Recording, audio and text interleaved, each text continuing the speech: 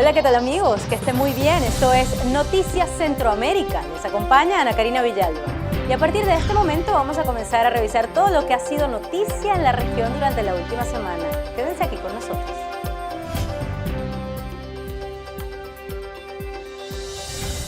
Gobiernos centroamericanos buscan soluciones para combatir el narcotráfico y las drogas.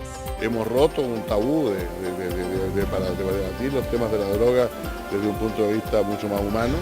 A pesar de que las naciones centroamericanas fueron mencionadas por Estados Unidos en su lista negra de países con mayor producción y tráfico de drogas, las autoridades de Nicaragua se sacuden las críticas y afirman que pondrán mano dura a los narcos. Pretendemos golpear al narcotráfico y que la piensen dos veces de pasar por nuestro territorio. No es un tema de prioridades, es decir, de alguna manera la solidaridad debería empezar por casa. El gobierno salvadoreño es criticado por enviar médicos a África para combatir el ébola, mientras en suelo Cuscatleco experimentan serios problemas con los casos de dengue y chikungunya. Catracho, tico, canalero, son términos que usamos para referirnos a ciertos gentilicios de la región. ¿Conoce usted su origen? En esta edición se lo contamos.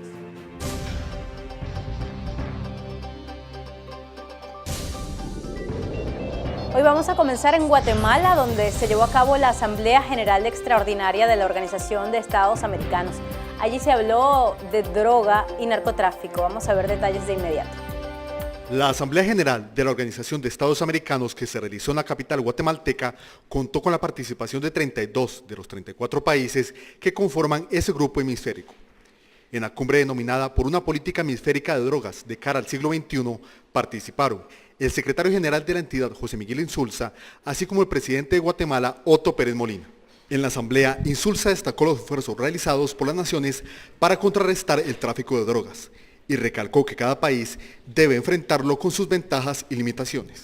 40 años de guerra contra las drogas han creado muchas normas, burocracias fuertes y también convicciones que perduran. Por ello no es razonable esperar que los cambios necesarios ocurran todos al mismo tiempo, en todos los países ni en tiempos breves. Hemos dicho que cada país debe enfrentar su propia realidad de acuerdo a cómo se manifiesta el problema. Mientras que el mandatario Otto Pérez sostuvo su posición de unir criterios entre las naciones latinoamericanas y así enfrentar la problemática de las drogas. Que nuestra región, que es una de las más afectadas, si no la más afectada del mundo por el flagelo de la droga, construya acuerdos y busque consensos para aportar una posición común. Tanto Insulza como Pérez Molina esperan que esta discusión abra las puertas para que en la Asamblea General de las Naciones Unidas de 2016 Latinoamérica presente reformas a la lucha contra las drogas, enfocándola como un problema de salud pública y humanitaria. El presidente de los Estados Unidos, Barack Obama, dio la lista de los 22 países involucrados en la producción y tráfico de drogas y Centroamérica aparece en la lista como la región con mayor tránsito de estupefacientes. Según la administración Obama, Bolivia, Birmania y Venezuela son las 3 naciones que fracasaron de manera demostrable en sus compromisos antinarcóticos internacionales durante el 2013. En esta lista aparecen las 6 naciones centroamericanas, tanto por ser vías de tránsito como por su aumento en la producción de drogas. Tal es el caso de Guatemala, donde el incremento en los cultivos de amapola, planta de la que se obtiene el opio, ubica a este país como el tercer suplidor de derivados ilegales de esa droga. El documento también recalca la importancia de Centroamérica como ruta de tránsito de la cocaína, proveniente de los 3 principales países productores, Colombia, Bolivia y Perú, ya que el 84% de la cocaína que ingresa a territorio estadounidense pasa por la región. Sin embargo, destaca que las naciones centroamericanas están recibiendo apoyo de su gobierno para luchar contra el narcotráfico. El informe concluye rescatando los grandes logros en contra del narcotráfico durante el año 2013, como el decomiso de 379 kilos de heroína en Colombia, además de la baja en la producción ilegal de coca que ronda las 134.000 hectáreas, su nivel más bajo desde que las autoridades estadounidenses tienen registro. Este informe de drogas de Estados Unidos generó cola en Nicaragua, donde las autoridades gubernamentales aseguran que hacen importantes esfuerzos a pesar de los pocos recursos de los que disponen. La oposición, por su parte, pide mayor transparencia en el manejo de los recursos incautados por narcotráfico. Lo que va del año la Policía Nacional ha incautado al narcotráfico 4 toneladas de drogas, según la jefa de esa institución, Aminta Granera. El objetivo y estrategia consiste en golpear la base logística para que los narcotraficantes no pasen por territorio nacional y no corrompan a la juventud e instituciones. Nicaragua se encuentra libre de bodega y almacenamiento de la droga y eso debe ser más importante para los nicaragüenses que la cantidad de droga, porque pretendemos golpear al narcotráfico y que la piensen 2 veces de pasar por nuestro territorio, porque aquí van a ser enfrentados, golpeados y puestos a la orden de las autoridades de la Comisión. Recientemente Nicaragua fue nombrada por el presidente de Estados Unidos en la lista negra de los 22 países con mayor producción y tráfico de drogas. Sin embargo, los diputados oficialistas rechazan ese señalamiento y consideran que la policía nicaragüense se destaca a nivel regional por su labor contra el narcotráfico. Casualmente yo lo considero injusto, como creo yo que todos aquí debemos de considerarlo, porque si te das cuenta somos los que mejores resultados exhibimos y no tenemos los suficientes recursos, ya, por lo tanto, bueno, cada quien tiene derecho de poner en la lista que quiera, ya, fuera de las fronteras de nuestro país a Nicaragua. La oposición tampoco duda de la eficiencia de la Policía Nacional, pero demandan mayor transparencia, especialmente cuando esa institución incauta dinero y droga al narcotráfico. Y eso es lo que quisiéramos ver, por ejemplo, que la droga se queme a la vista con testigos de que se está realizando, de que la lancha, todo lo que las cosas que se decomisan pasan, digamos, a subasta o adjudicada a la institución que se crea, pero bajo el procedimiento que se establece en la ley. Sin embargo, para este experto en seguridad, la Policía Nacional debe diseñar una política integral que le permita mejorar o aumentar la incautación de droga nacional. Lo que hace falta es que el gobierno, el Estado, coordine, articule acciones de manera interinstitucional para poder enfrentar este flagelo. Si bien la pobreza no es un factor de delincuencia, para el caso del narcotráfico la pobreza es un factor elemental, sobre todo considerando los grandes beneficios económicos que mueve el narcotráfico. Según los expertos, en Centroamérica se incauta anualmente 40 toneladas de drogas, siendo Nicaragua el segundo país después de Costa Rica con el mayor promedio de incautación. Recientemente el gobierno construyó 3 centros penitenciarios con una parte de los 9.2 millones de dólares incautados a un grupo de mexicanos quienes fueron capturados en el 2012 mientras se hacían pasar como reporteros del grupo Televisa para trasegar drogas. Desde Managua, Nicaragua, Kenia Izquierdo, CB24 Noticias. Después de permanecer varios días bajo arresto domiciliario, el expresidente de El Salvador, Francisco Flores, fue trasladado a un calabozo. El exmandatario es acusado de enriquecimiento ilícito y desobediencia. Bajo un fuerte dispositivo de seguridad, fue trasladado el expresidente de El Salvador, Francisco Flores, de su casa a una cárcel de la Policía Nacional Civil, tras una orden de la Cámara Primero de lo Penal, que revocó el arresto domiciliar ordenado por un juzgado de instrucción. Nosotros hemos sido notificados por el tribunal y vamos con esas notificaciones. He ordenado tanto al área, a la subdirección de áreas especializadas que ejecute el traslado y a la división antinarcóticos que reciba al detenido. La casa del exmandatario estuvo acordonada por decenas de policías y casi medio centenar de periodistas. Flores salió de su casa a una Bartolina común, esposado y sin responder a las preguntas de CB24 Noticias. ¿Quién va? ¿Qué carro va adelante, viejito? Presidente. ¿Qué carro va adelante? Presidente. Dígame, por favor, para Costa Rica, presidente. Para CB24 de Costa Rica. ¿Qué piensa de su traslado? Tras un recorrido de cerca de 10 minutos, Flores fue ingresado a la división antinarcóticos para cumplir un periodo de instrucción de 6 meses, tiempo en que la Fiscalía deberá fortalecer sus pruebas sobre actos de corrupción durante la gestión del exmandatario entre el año 1999 y el 2004. El traslado fue supervisado por el inspector general de la Policía Nacional Civil. Que nosotros venimos a verificar el procedimiento, ¿verdad? Esto quiere decir pues, de que de alguna manera, a lo mejor, ¿verdad? Si las autoridades lo han dispuesto así, según lo que han divulgado los medios de comunicación, es para la División Antinarcóticos, no le puedo adelantar yo mayor. Esta es la primera vez que un expresidente de la República es encarcelado por actos de corrupción desde el fin de la Guerra Civil en 1992. En San Salvador, Iván Manzano, CB24 Noticias. Esto es Noticias Centroamérica. Les acompaña Ana Karina Villalba. Hacemos la primera pausa en nuestro informativo y al regreso les contamos que empresarios y gobierno de Costa Rica se unen para buscar soluciones a los problemas económicos. Y también hablamos de los salvadoreños, y es que la mitad de los ciudadanos de este país centroamericano quieren emigrar.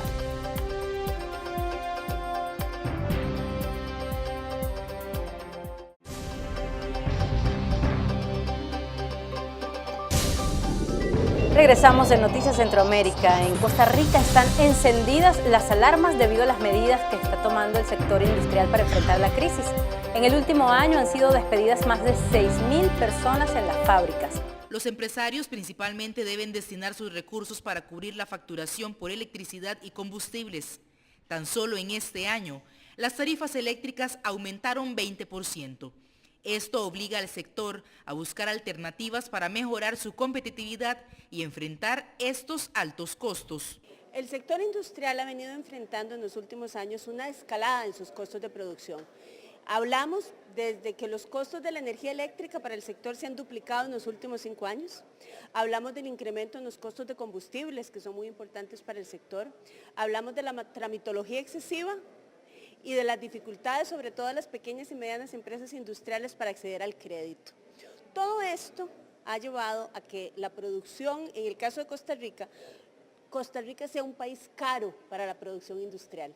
Expertos nacionales e internacionales se reunieron este jueves en San José de Costa Rica para aplicar cambios dirigidos en innovación, principalmente en procesos, herramientas e incluso en productos. Al mismo tiempo, el presidente de la República, Luis Guillermo Solís, se reunió con los jerarcas de la Unidad de Cámaras y asociaciones del sector privado, UCAEP, para definir la ruta del Consejo de Competitividad encaminado a generar más empleo y a mejorar la situación económica del país, principalmente después de la baja calificación de riesgo de Costa Rica, que pondría en peligro la inversión extranjera. Definitivamente, si las finanzas públicas no están bien, el pueblo entero lo resiente, no solamente el sector empresarial.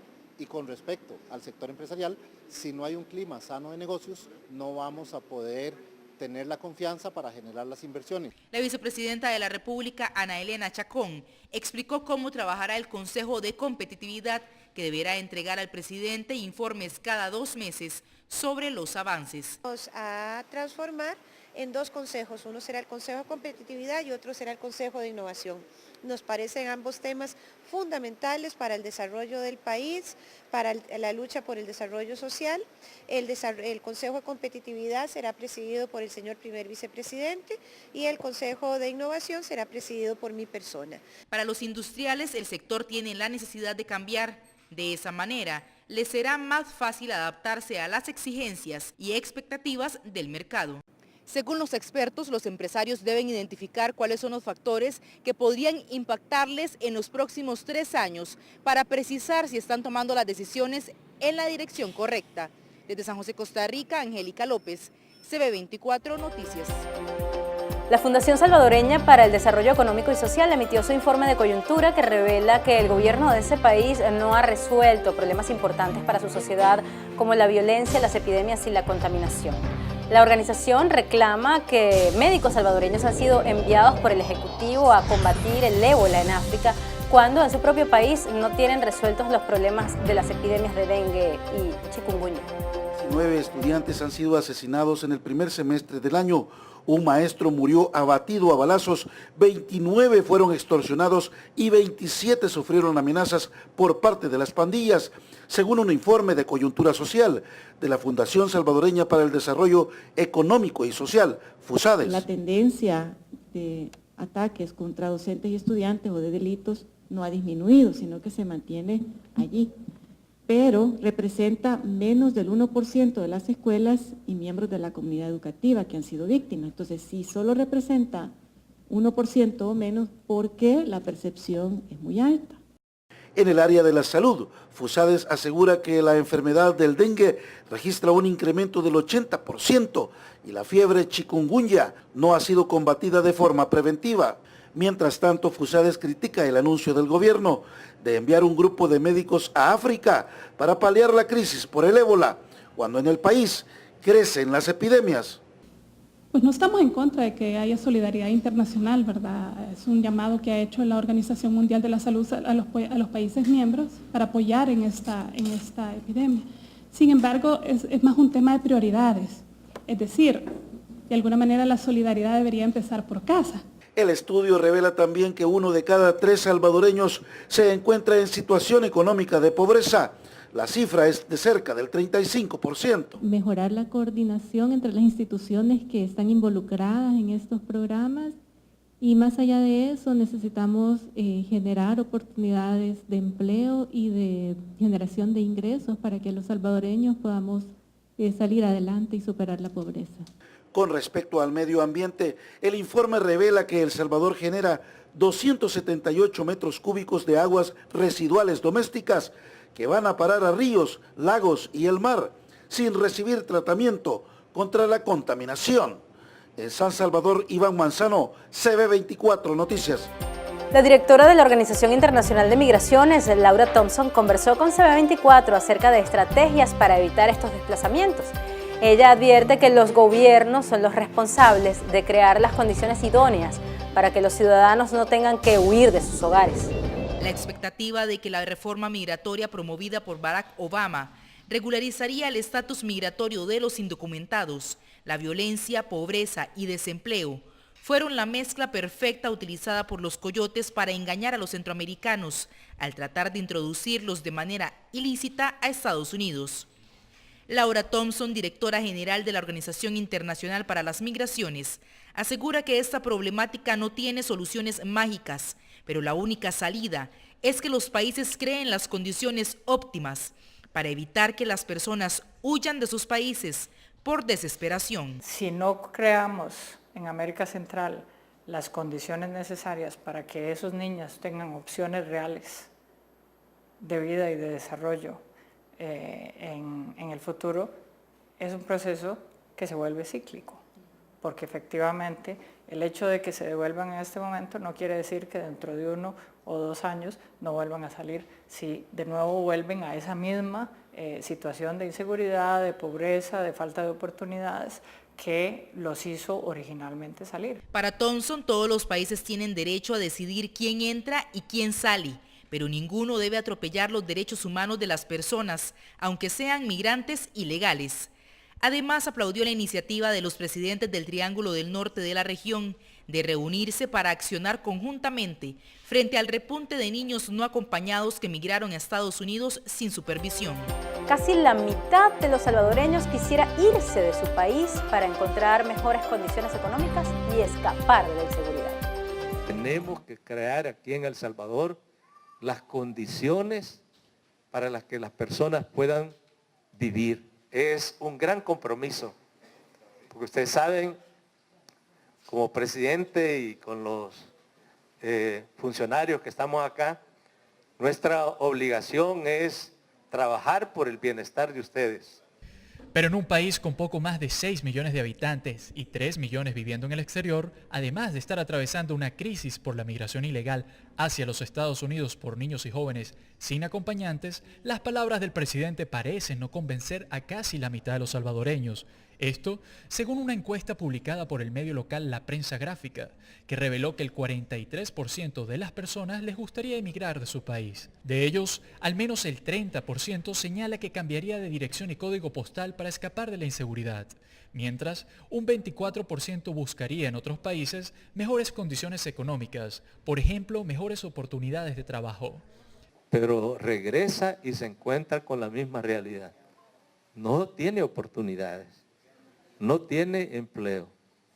La encuesta, que se realizó entre el 22 y 26 de agosto a 1.200 personas en todo el país, también dejó al descubierto que el 47% de los salvadoreños tienen un hermano, primo o tío viviendo fuera del país. Esto es Noticias Centroamérica. Les acompaña Ana Karina Villalba. Al regreso les contamos por qué estudiantes universitarios nicaragüenses están preocupados por la construcción del canal interoceánico.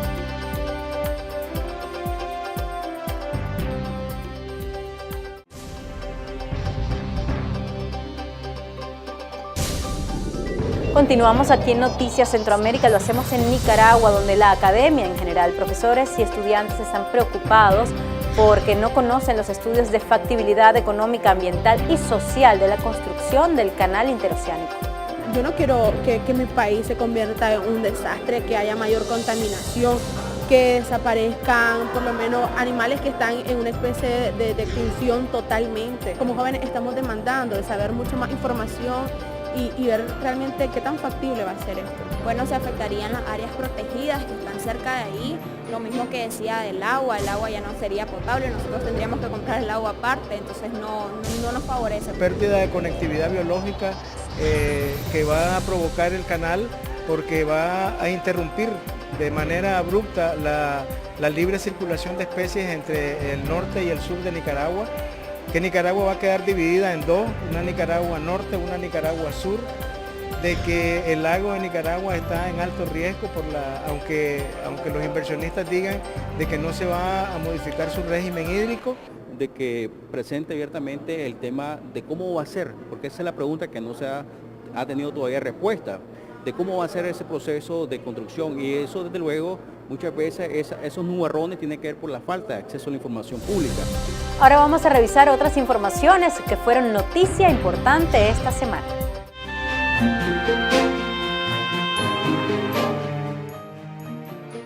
En Panamá, la economía creció 6,2% en el primer semestre del 2014 en comparación con el mismo periodo del año anterior, y se espera que para finales de este año alcance 7% de expansión. Los datos provienen del Ministerio de Economía y Finanzas de Panamá.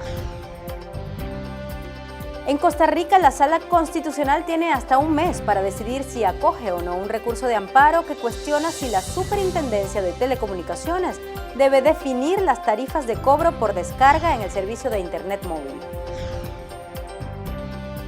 Nos vamos a Nicaragua, donde 20 sismos fueron registrados hasta el martes de esta semana en las cercanías del volcán Momotombo.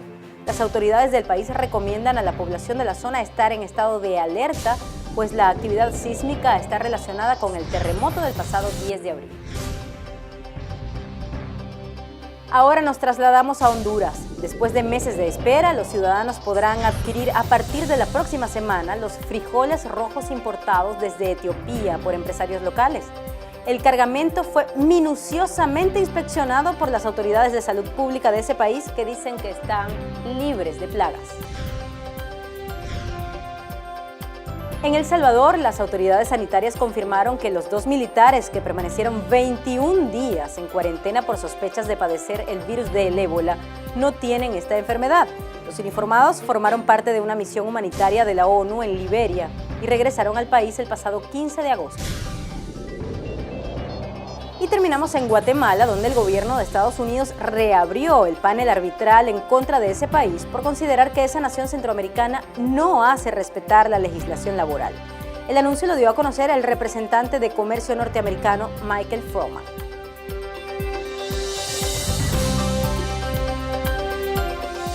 Chapín, Cuscatleco, Catracho, Nica, Tico y Pana. Algunos de los términos coloquiales que se utilizan en Centroamérica para señalar los gentilicios.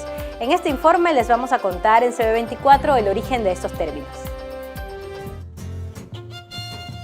Los gentilicios son palabras originadas de la asociación humana con el nombre del lugar donde nacieron. Es decir, si una persona nació en Brasil, su gentilicio es brasileño. Sin embargo, los apodos son aquellas denominaciones populares que también se relacionan con el país o sector de donde es oriundo alguna persona. En este caso, a un brasileño popularmente se le conoce como carioca. En el caso de los centroamericanos no es la excepción. De los 6 países de habla hispana que conforman el Istmo, es decir, Guatemala, El Salvador, Honduras, Nicaragua, Costa Rica y Panamá. En el caso de Guatemala, a los nacidos en ese país se les apoda como chapines, y esto obedece, según datos históricos, a la cercanía del reino de la Capitanía General que dominaba en ese momento la colonia. Y es que los chapines eran una especie de zapatillas hechas en corcho que generaba una forma particular de caminar. Siguiendo el viaje por Centroamérica, llegamos hasta El Salvador, donde sus habitantes reciben el apodo de guanacos, en un principio por formar parte del resto de la capitanía. Sin embargo, de manera posterior, los aborígenes adoptaron el apodo de cuscatlecos, y el por qué se orienta al origen del vocablo anteriormente citado. Siguiendo este recorrido por la región de América Central, nos detenemos en Honduras, cuyos ciudadanos se les reconoce popularmente como catrachos. El origen se remonta al vocablo chatriche, escrito con X, una autodenominación asumida por los soldados vencedores en las luchas del siglo XIX. Sin embargo, la letra X pasó a ser sorda y muy difícil de pronunciar, por lo que se cambió por una letra K y el apodo pasó a ser catraches, una ambigüedad castellana que luego determinó en lo que hoy se les conoce a los hondureños, como los catrachos. Ahora llegamos a Nicaragua, donde sus habitantes son conocidos popularmente en los países del llamado Triángulo del Norte como mucos. Sin embargo, en Costa Rica, a los nicaragüenses se les puede denominar nicas, esto como un apócope de su gentilicio. Sin embargo, los nacidos en ese país centroamericano prefieren llamarse a sí mismos como pinoleros, y esto obedece a que el pinol lo toman como la bebida tradicional y de carácter ancestral. Algo que favorece por cierto más a los nicaragüenses según algunos relatos. En Costa Rica el apodo tico sí no tiene duda alguna del por qué se le conoce así a los nacidos en ese país. Resulta que para el costarricense existe una costumbre de achicar o hacer más pequeñas las cosas mediante el diminutivo tico o tica. Por ejemplo, algo chiquito para ellos es chiquitico o chiquitica. De eso se desprende el apodo por el que son conocidos internacionalmente. Finalmente llegamos a Panamá, un país que según algunas clasificaciones no pertenece a Centroamérica por haber sido parte de Colombia en tiempos coloniales. Sin embargo, los llamados panas, por el apócope de su gentilicio, panameño, dicen vivir en un país neutral e independiente del Istmo. Y es que desde la perspectiva económica han logrado serlo, pues al asumir el control del Canal de Panamá, también asumieron el apodo de canaleros, por ser oriundos del único país de América Central atravesado por una vía interoceánica que permite cruzar del Océano Pacífico al Mar Caribe en cuestión de horas. Es importante mencionar que aunque Belice hace fronteras con México y Guatemala y la cartografía mundial lo ubica como un país situado en América Central, el no ser de habla hispana los aleja un poco de las doctrinas culturales centroamericanas, razón por la cual solo se mantienen relacionados comercial y económicamente con el resto del Istmo.